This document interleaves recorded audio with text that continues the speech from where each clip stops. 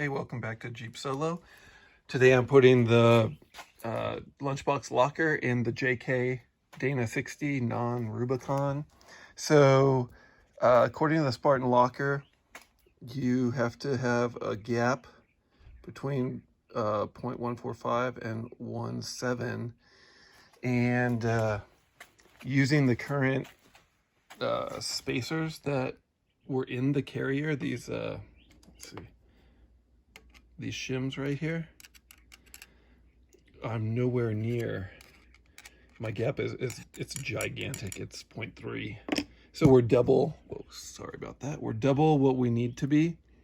So I guess before you start this project, you should probably order some carrier shims, so you've got some on hand.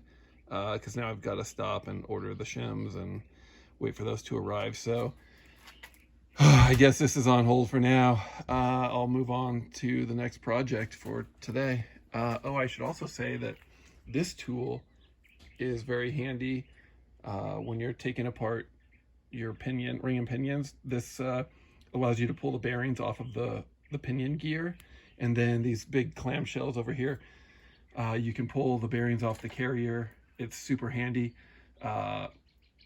Originally there was only one on Amazon for like 300, but now they have another one that's like 125 bucks, basically like half price of what it was originally. So this is a handy tool, especially if you're going to be doing this more than once. You kind of need that. So anyways, I'm gonna have to pull this off the workbench and get the JL Rubicon axle up here and start on that. Thanks. Please like and subscribe if you haven't already. Thanks.